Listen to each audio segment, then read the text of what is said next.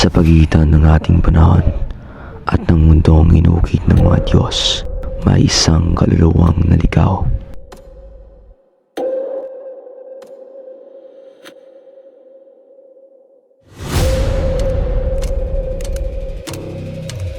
At sa uli ng kaniyang kasaysayan, ang halik ng kamatayan ay hindi matatakasan.